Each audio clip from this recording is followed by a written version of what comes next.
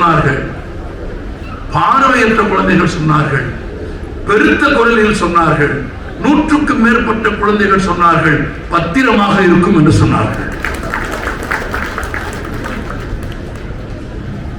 மனிதர்களே இல்லாத காடு பத்திரமாக இருக்கும் என்பது பார்வையற்ற குழந்தைக்கு தெரிகிறது. 2 கண்ணாலும் என்னை பார்க்கிற, 2 கண்களாலும் உங்களை பார்க்கிற உங்களுக்கு தெரிந்திருக்கிறது. தெரிந்திருந்தாலும் சொல்லுவதற்கு தயக்கம் இருக்கிறது. ஏனென்றால் யாராவது ஏதாவது நினைத்து விட்டால் இதுதான் மனதில் உறுதி இல்லை. குழந்தைகள் உறுதியோடு சொன்னார்கள், மனிதர்களே இல்லாத காடு எப்படி இருக்கும் என்று கேட்டால் உடனேயே பத்திரமாக இருக்கும் என்று சொன்னார்கள். எனக்கு மிகுந்த மகிழ்ச்சி உண்டாகிவிட்டது. அந்த கணம் நான் தீர்மானித்தேன், என் வாழ்நாளில் இதுவரை பேசாத ஒரு பார்வை கொண்ட திருக்கூட்டத்தோடு பேச போகிறோம் என்று நான் கண்டுகொண்டேன். Sight is different from look. ஆங்கிலம் தெரிந்தவர்களுக்கு தெரியும். நம்ம பார்வை வேறு, நோக்கு வேறு. கண் இருப்பவனுக்கு பார்வை இருக்கிறது, கண் இல்லாவிட்டாலும் அந்த குழந்தைகளுக்கு நோக்கு இருக்கிறது. ஒரு அடர்ந்த காடு, அந்த காட்டில் மனிதர்களே இல்லை. மனிதர்களே இல்லாத காடு எப்படி இருக்கும்? அமைதியாக இருக்கும், பத்திரமாக இருக்கும். அந்த காட்டில் விலங்குகளும் பறவைகளும் வாழ்ந்து வந்தன. அமைதியான அந்த காட்டில் ஒரு நாள் விலங்குகளுக்கும் பறவைகளுக்கும் சண்டை வந்து விட்டது. விலங்குகளுக்கும் பறவைகளுக்கும் சண்டை வந்து விட்டது. என்ன சண்டை? காடு யாருக்கு சொந்தம் என்ற சண்டை வந்து விட்டது. விலங்குகள் காடு எங்களுக்கு சொந்தம் என்று சொன்னது, பறவைகள் காடு எங்களுக்கு சொந்தம் என்று சொன்னார்கள்.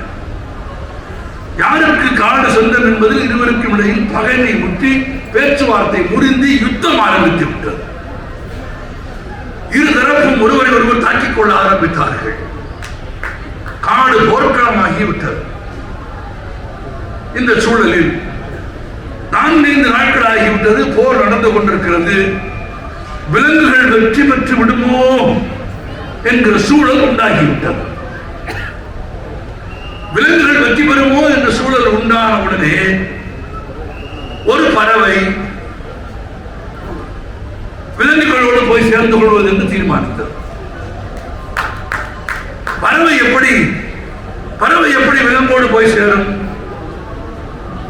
அந்த பறவை சொன்னது, நான் குட்டி போட்டு பால் கொடுக்கிறேன், நான் முட்டையிட்டு குஞ்சு பொரிப்பதில்லை. முட்டையிட்டு குஞ்சு பொரிக்க நான் என்ன பறவையா? நான் குட்டி போட்டு பால் கொடுக்கிறேன், அதனால் நான் விலங்குகளோடு இருப்பேன் என்று சொல்லிவிட்டு பறவைகளை விட்டு விட்டு விலங்குகளோடு போய் சேர்ந்து கொண்டது. குட்டி போட்டு பால் கொடுக்கும் பறவை எது? வௌவால். குட்டி போட்டு பால் கொடுப்போம் என்ற உண்மை வௌவாலுக்கு முன்பே தெரியாதா? தெரியும். போரில் விலங்குகள் வெற்றி பெறும் என்ற நிலைமை உருவாகிவிட்டதால் இனிமேலும் தோற்கிற பக்கம் இருப்பது நமக்கு மரியாதை இல்லை, வெற்றி பெறுகிற பக்கம் போய் சேர்ந்து விடலாம் என்று கூட்டணி மாறுவது என்று தீர்மானித்து வௌவால் விலங்குகளின் பக்கம் போய் சேர்ந்து கொண்டது. பறவைகள் சொன்னது, இது நியாயம் இல்லை. நேற்று வரை எங்களோடு இருந்து விட்டு இப்படி திடீரென்று கட்சி மாறினால் நன்றாகவா இருக்கிறது என்று கேட்டபோது திரும்பவும் வௌவால் சொன்னது, நான் ஒன்றும் உங்களை போல் முட்டையிட்டு குஞ்சு பொரிக்கவில்லை, நான் குட்டி போட்டு பால் கொடுக்கிறேன், நான் விலங்கு என்று விலங்குகளின் பக்கம் போய் சேர்ந்தது. விலங்குகள் சேர்த்துக் கொண்டது. ஏனென்றால் போர்க்களம் அல்லவா, புதிதாக ஒரு ஆள் கிடைத்தால் சேர்த்துக் கொண்டதானே செய்வார்கள். சேர்த்துக் கொண்டார்கள். சண்டை தொடர்ந்து 5-6 நாட்களுக்கு பிறகு நிலைமை மாறிவிட்டது. எப்போதுமே போர்க்களத்தில் காட்சி மாறும், களம் மாறும், வெற்றி தோல்வி மாறும். இந்த முறை பறவைகள் வென்றுவிடும் போது ஒரு சூழல் உருவாக்கி விட்டது. வௌவால் யோசித்தது, இனியும் விலங்குகளோடு நீடிப்பது நல்லது அல்ல. பறவைகள் வெற்றி பெறும் சூழல் இருக்கிறது. எனவே விலங்குகளை பார்த்து வௌவால் சொன்னது, நான் அந்த பக்கம் போகிறேன். விலங்குகள் கேட்டது, 4 நாட்களுக்கு முன்பு வரை அங்கிருந்தாய், நான் என்ன முட்டையிட்டு குஞ்சு பொரிக்கிறானா என்று கேட்டுவிட்டு நீதானே இங்கே வந்தாய், இப்போது என்ன சொல்லிவிட்டு போக போகிறாய் என்று கேட்டபோது, அவ்வாறு சொன்னது, நான் என்ன உங்களை மாதிரி 4 காலில் ஓடியா இதை தேடுகிறேன், பறந்து பறந்துதானே சாப்பிடுகிறேன், அதனால் நான் பறவை, நான் விலங்கு இல்லை என்று அந்த புறம் போய்விட்டது. பறவைகள் இப்போது வௌவாலை சேர்த்துக் கொள்ளலாமா வேண்டாமா என்று கூட்டம் போட்டது. ஏனால் பறவைகளுக்கு ஒரு சின்ன தயக்கம். நேற்று வரை நம்மோடு இருந்தவர், களத்தில் தோற்போம் என்று தெரிந்த களத்தில் நம்மை விட்டுவிட்டு போனவன், இப்போது வெற்றி பெறப் போகிறோம் என்று தெரிந்தது வந்து சேர்த்துக் கொள்ள விரும்புகிறான். இவனை சேர்க்கலாமா வேண்டாமா என்று பறவைகள் தீவிரமாக பொதுக்குழுவை கூட்டி விவாதித்து முடிவெடுக்க போகிற நேரத்தில் பொதுக்குழுவுக்கு ஒரு அவசர அழைப்பு வந்தது. என்ன என்றால், உண்மையிலும் அந்த காட்டுக்கு சொந்தக்காரியான காட்டின் வனதேவதை விலங்குகளுக்கும் பறவைகளுக்கும் அழைப்பு விடுத்தாள். இருவரையும் அழைத்து வனதேவதை கேட்டால், உங்களுக்குள் என்ன சண்டை என்று கேட்டால், காடு யாருக்கு சொந்தம் என்று சண்டை என்று சொன்ன போது தேவதை சொன்னாள், காடு எனக்கு சொந்தம். மற்ற ஒரு ஆளுநர்களுக்கும் அனுபவம் இருக்குங்க. அந்த கிழமை மாதிரி காடு எனக்கு சொந்தம், எது சொந்தம் என்று போராடுவதற்கு உங்களுக்கு உரிமை இல்லை. நீங்கள் இருவரும் என் குழந்தைகள். இந்த காட்டில் நீங்கள் அமைதியாக வாழ்வதற்காகவே இந்த காட்டை மனிதர்கள் இல்லாத காடாக நான் பாதுகாத்திருக்கிறேன்.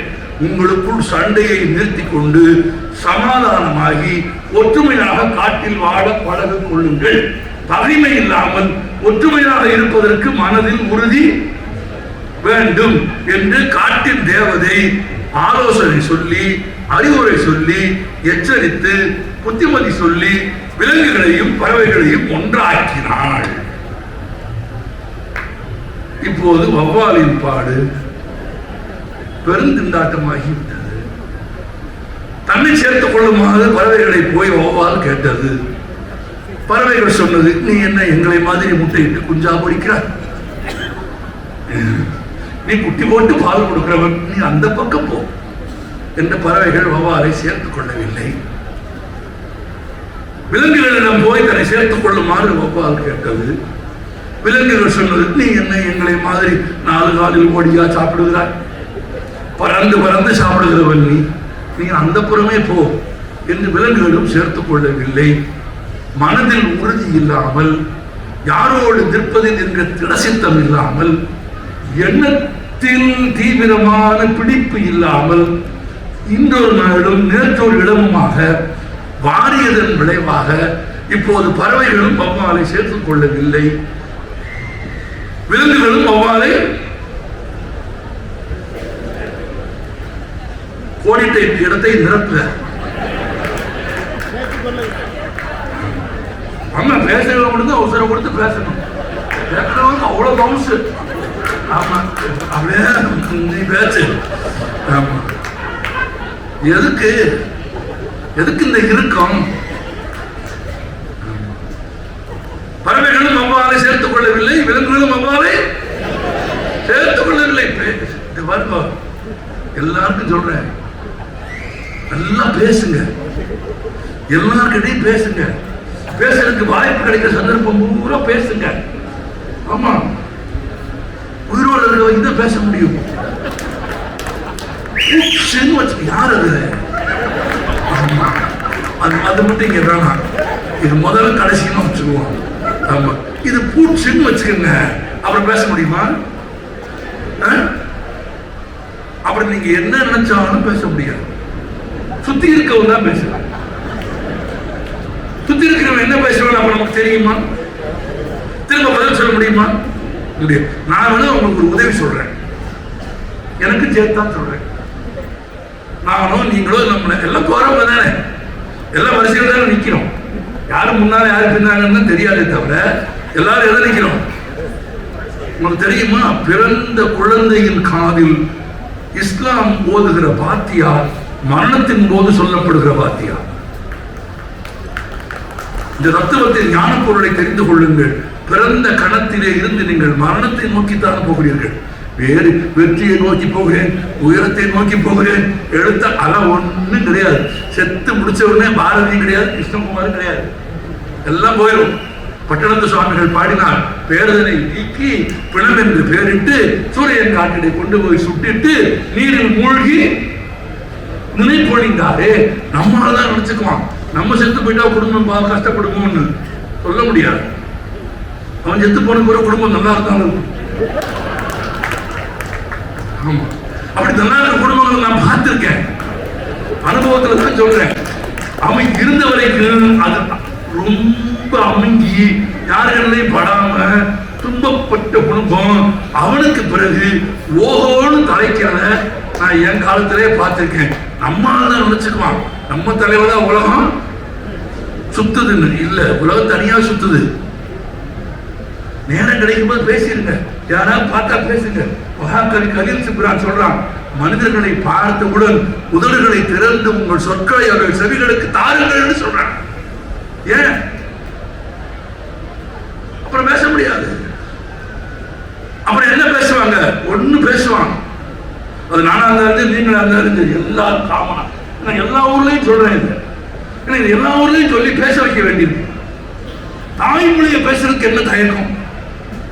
அது உண்டு இல்லைன்னு சொல்றதுக்கு என்ன தயக்கம்? போயிடுச்சுன்னா யாராவது இருங்க, இதை எல்லாரும் பேசுவாங்க. எத்தனை மணிக்குன்னு கேட்பாங்க, கன்ஃபார்மா கேட்பாங்க. அது யாரா நீ, எங்க வேணா இரு, அலெக்சாண்டரா இரு, யாரா வேணா, எத்தனை மணிக்கு? இந்த கேள்வி வர்றதுக்கு முன்னால இருக்கிற ஒரு நொடியும் பேசியிருந்தோம். எனவே விலங்குகளும் வௌவாலை சேர்த்துக் கொள்ளவில்லை, பறவைகளும் வௌவாலை சேர்த்துக் கொள்ளவில்லை. மனதில் உறுதி இல்லாமல் ஒரு புறத்தில் நின்று வெற்றியோ தோல்வியோ அதை தோழர்களோடு நின்று சம்பாதித்து சந்தித்து வென்றால் ஒன்றாக வெல்வது, வீழ்ந்தால் சேர்ந்து வீழ்வது, வாழ்ந்தால் 30 கோடியும் வாழ்வோம், வீழ்ந்தால் 30 கோடியும் வீழ்வோம் என்று பாரதி பாடியது போல திடசித்தம் இல்லாமல் வாழ்ந்ததால் வௌவாலின் நிலைமை என்ன ஆயிற்று தெரியுமா? அன்றிலிருந்து வௌவால் பகலில் வெளியே தலை காட்டுவதில்லை.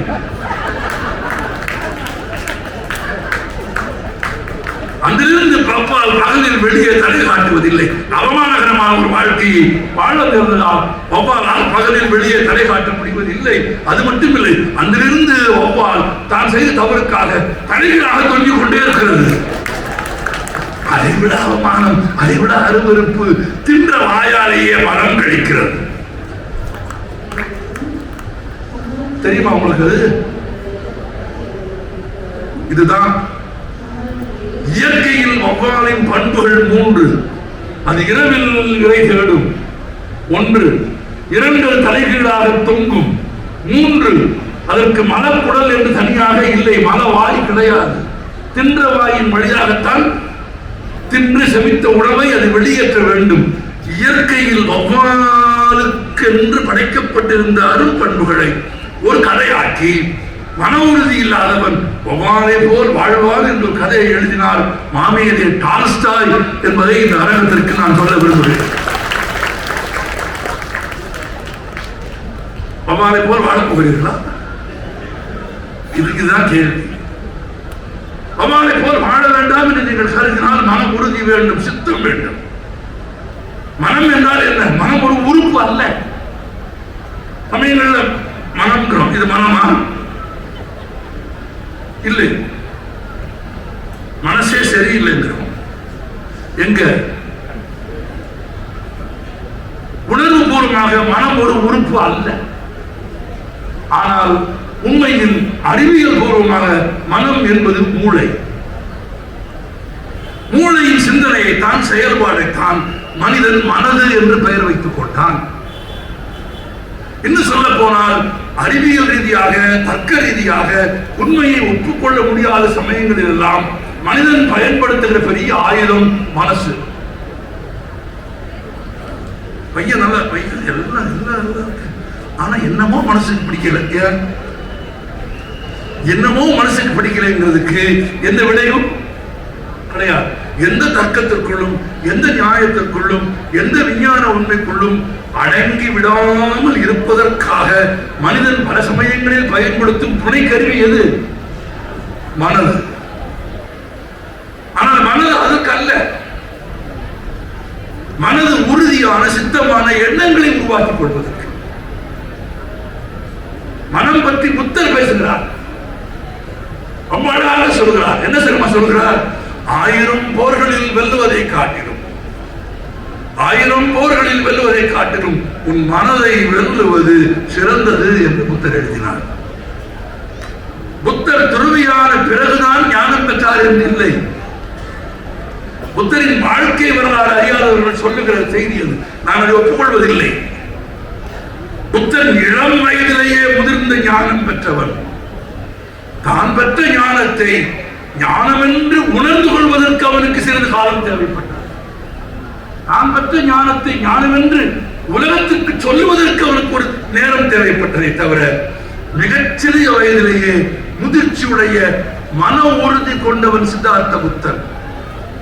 இங்கே பலர் நினைத்துக் கொண்டிருக்கிறார்கள், உலகத்திற்கே வழிகாட்டிய புத்தன் ஒரு இரவில்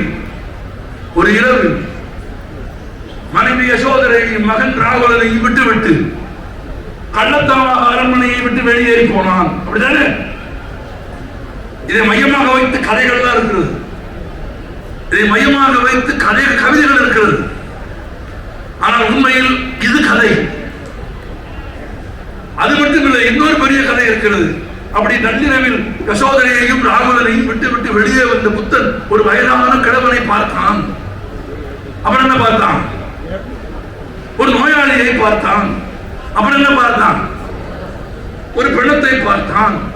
இந்த மூன்றையும் பார்த்த உடனேயே ஆமா என்று மனம் மாறி ஞானத்தை தேடுவது என்று புத்தர் முடிவெடுத்தான் என்று 24 வயது வரையில் ஒருவன் ஒரு புதியவனை பார்க்காமல், ஒரு நோயாளியை பார்க்காமல், ஒரு பிணத்தை பார்க்காமல் ஒரு ஊரில் வாழ்ந்திருப்பான் என்று சொல்லுவதை விடவும் கதை ஏதாவது இருக்கிறதா?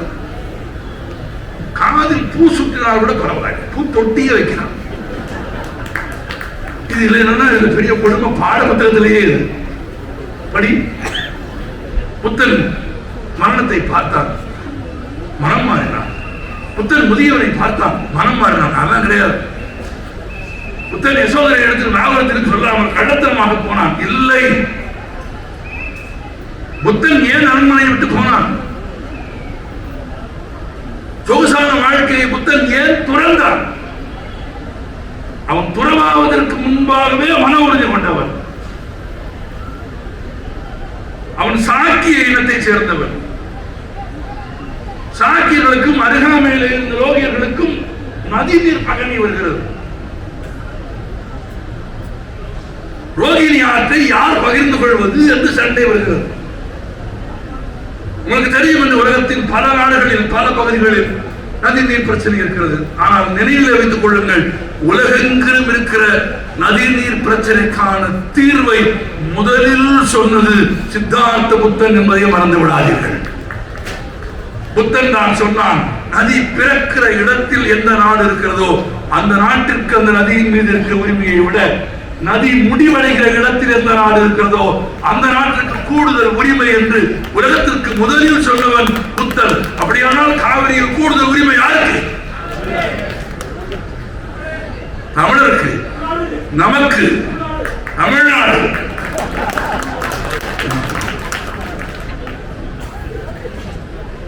மிக நீண்ட காலமாக தமிழ்நாடு என்று சொல்லப்படவில்லை.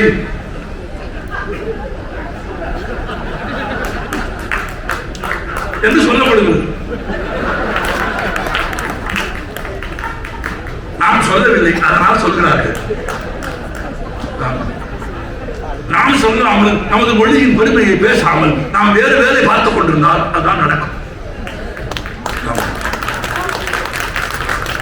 உழுதவன் காட்டில் போய் நிற்காவிட்டால் உழுதது வீடு வந்து சேராது. நம்ம விட்டுட்டோம். நமது மொழியின் பெருமையே நமக்கு தெரியாது. மன உறுதியோடு நான் தமிழ் கற்பேன், தமிழ் படித்து வேலைக்கு போவேன், தமிழ் படித்தால் என்னால் பிழைக்க முடியும், தமிழ் படித்தால் என்னால் வாழ முடியும் என்று நம்மில் பலருக்கு சொல்ல தெரியவில்லை. அந்த மன உறுதியை நாம் இழந்ததன் விளைவுதான் 25 ஆண்டு காலம் தமிழ்நாட்டில் ஆங்கில பள்ளிகள் தலைத்தது. ஆங்கில பள்ளிகள் 25 ஆண்டு காலம் இருந்தும் பிழை இல்லாமல் ஆங்கிலம் பேசுகிற ஒரு தலைமுறை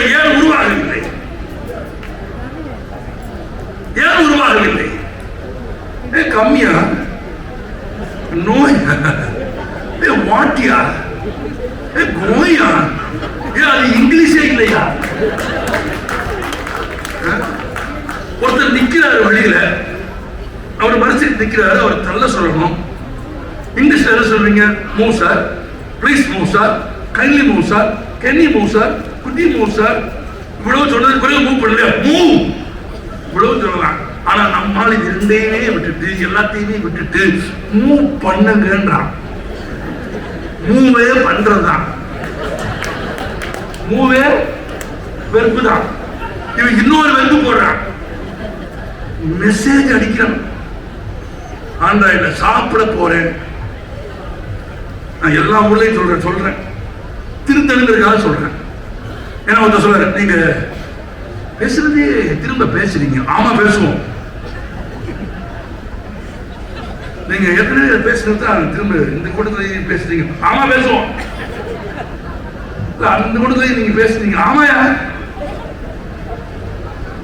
அப்புறம் திரும்ப ஏன் பேசுறீங்க? அப்படித்தான் பேசுவோம். என்னங்க இவ்வளவு கோபமா பேசுறீங்க? கோபமா சொல்லலையா, உரிமையா சொல்றியா? 200 ஆண்டு காலம் சோர்வின்றி சுதந்திரத்திற்காக பேசியதாலே தான் சுதந்திரம் கிடைத்தது. 200 ஆண்டு காலம். ஒன்றை நிலைநிறுத்த வேண்டும் என்றால், ஒன்றை பாதுகாக்க வேண்டும் என்றால், ஒன்றை தக்க வைக்க வேண்டும் என்றால் அன்றாடம் அதை பற்றி பேச வேண்டும். உங்கள் குழந்தைகளிடத்தில் நீங்கள் பேசுவதை போல, உங்கள் குடும்பத்தில் நீங்கள் பேசுவதை போல ஒரு சமூகம் அதை பேச வேண்டும். SAPP ITTA PORAEL போ, எங்கேயாவது போ. ஒண்ணு சாப்பிட போறேன்னு தமிழ்ல அடி, இல்ல கோயிங் டு ஈட்னு இங்கிலீஷ்ல அடி. ரெண்டுமே இல்லாம சாப்பிட போறேங்கிறத SAPP ITTA அடிச்சா அது என்ன மொழி? அது என்ன மொழி? தங்கிலீஷா? நல்ல வேளை வெள்ளக்காரன் 47 போயிட்டான். இருந்திருந்த போராட்டம் இல்லாமலே நாடு செத்து போயிட்டான். ஏன்னா அவனுக்கு மொழிப்பற்று அதிகம். இந்தியாவை கூட விட்டுக் கொடுப்போம், ஷேக்ஸ்பியரை விட்டுக் கொடுக்க மாட்டோம்னு சொன்னவன். சாப்பிட போறேன் SAPP ITTA, டீக்கு பக்கத்துல ஜி அடிக்கிறான். அவன் படிக்கிறவன் சாக போறேன்னு படிக்கிறான். அப்படி ஒண்ணு நடந்தா கூட நல்லதுதான். மொழியை கொள்றவன் உயிரோடு இருக்கிறத விடவும், மொழியை கொள்றவன் உயிரோடு இருக்கிறத விடவும் அப்புறம் நீங்க நிரூபிக்கணும். நீங்கள் உங்கள் மொழியை போற்றாவிட்டால், நீங்கள் உங்கள் மொழியை பேசாவிட்டால், நீங்கள் உங்கள் மொழியை பிழை என்று எழுதாவிட்டால், வாசிக்காவிட்டால், உங்கள் மொழியை பற்றி மற்றவர்கள் பழி பேச துவங்குவார்கள். அந்த துணிவு அவர்களுக்கு அங்கிருந்து வந்தது.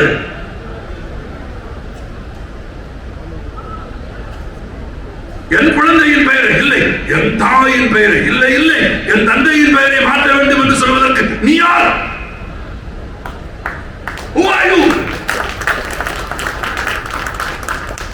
நான் இந்த அரங்கத்துக்கு சொல்கிறேன், உலகத்துக்கு சொல்கிறேன், தான் பிறந்த நாடு தாய் நாடு ஒருவருக்கு. அதானே பிரெஞ்சுக்காரர்கள் தங்கள் நாட்டை தாய் நாடு என்று சொல்ல மாட்டார்கள், தந்தையர் நாடு என்பார்கள், ஃபாதர் நேஷன் என்பார்கள்.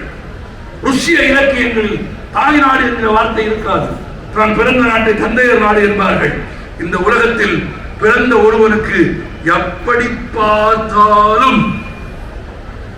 பார்த்தாலும் ஒன்று அவன் பிறந்த நாடு தாய் நாடு அல்லது தந்தையர் நாடு.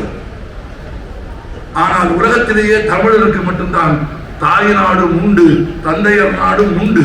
எங்கள் தாய் நாடு இந்தியா, எங்கள் தந்தையர் நாடு தமிழ்நாடு. எங்கள் தந்தையர் நாடு தமிழ்நாடு என்று யார் எனக்கு சொல்லிக் கொடுத்தது? தென்தமிழ் நாடென்னும் போதினிலே இன்ப தேன் வந்து பாயுது காதினிலே, எங்கள் தந்தையர் நாடு என்ற பேச்சினிலே ஒரு சக்தி பிறக்குது மூச்சினிலே. இலக்கியங்கள் அதை பேசுகிறது. மொழியை நாம் கொண்டாடுகிற உறுதி நமக்கு இருக்க வேண்டும். இதற்கு மேல அது வேண்டாம், இதோட நிறுத்திக் கொள்ளலாம். நீங்கள் சொன்ன ஒரு குரல் அது காலை முடித்தோடு இருக்கும். காலை முடிச்சா வீட்டில் போய் கத்துவோம், அப்பவே ரியாக்ட் பண்ணுவோம்ல, அந்த ஸ்பான்டேனிட்டியோட. எமது மொழி ரசூல் கம்சலோ என்று ருஷ்ய கவிஞன் சொல்வான், நாளை என் மொழி இறக்கும் என்று தெரிந்தால் நான் இன்று இறந்து போய்விடுவேன் என்று சொல்வான். மொழி என்பது அறிவின் களஞ்சியம். உன் நண்பர்களே, மொழி என்று ஒன்று இல்லாவிட்டால் மனிதனுக்கு இறந்த காலமே கிடையாது. எங்க இருக்கு பாஸ்ட்? மொழி இல்லாவிட்டால் மனிதனுக்கு இறந்த காலமே கிடையாது. மூதாதை, எந்தை, தந்தை, திருக்குறள், சிலப்பதிகாரம் எதுவும் கிடையாது. இந்த தமிழ்நாடு பாடநூல் நிறுவனம் 10 பாட்டின் 10 தொகுதிகளையும் 600 ரூபாய்க்கு விற்கிறது. சங்க இலக்கியம் 10 பாட்டு 10 தொகுதி 600 ரூபாய்க்கு. இன்னைக்கு இதை பார்த்த கணத்தில் கண்களில் கண்ணீர் பெருகிவிட்டது. ஏட்டிலே இருந்து தமிழ் அச்சுக்கு ஏறி உங்கள் கண் முன்னே விற்பனைக்கு வந்திருக்கிறது. தமிழர்கள் தானே அதை கொண்டாட வேண்டும். அதை என் மொழியை நான் காப்பேன் என்கிற உறுதி நமக்கு வேண்டும். அந்த உறுதி புத்தனுக்கு இருந்தது. நான் அதற்கு தான் இவ்வளவு சொல்ல வந்தேன். அவன் சாக்கிய இனத்தை சேர்ந்தவன். சாக்கிய இனத்திற்கும் அருகாமையில் இருந்த இனத்திற்கும் ரோகிணி ஆற்றின் பிரச்சனை வந்தது. சாக்கியர்கள் எல்லாம் ஒன்று கூடி அவர்களின் மீது போர் எடுப்பது என்று முடிவெடுத்தார்கள். சாக்கிய இனத்திலேயே இளைஞனாக இருந்த புத்தன் சொன்னான், இல்லை சித்தார்த்தன் சொன்னான், போர் வேண்டாம். ஏன் போர் வேண்டாம்? அவர்கள் கேட்டார்கள். புத்தன் சொன்னான், அதனால் ஒன்றும் விளைய போவதில்லை. போர் நடந்தால் தண்ணீர் கிடைக்கிறதோ இல்லையோ, குருதிதானே பெருகி ஓடப் போகிறது. உடம்பில் ஓட வேண்டிய ரத்தம் வீதியில் ஓடக்கூடாது. ஒன்று செய்யுங்கள். நமது இனத்தை சேர்ந்த 5, அந்த இனத்தை சேர்ந்த 5 ஆக 10 பேர் தனியாக அமர்ந்து பேசி நீரின் அளவை பங்கிட்டு எப்படி பகிர்ந்து கொள்வது என்று பேசி தீர்மானித்துக் கொள்ளுங்கள் என்று புத்தன் ஆலோசனை சொன்னார். ஆனால் இனக்குழு முழுவதும் கூடி போர் செய்வது என்று முடிவெடுத்தது.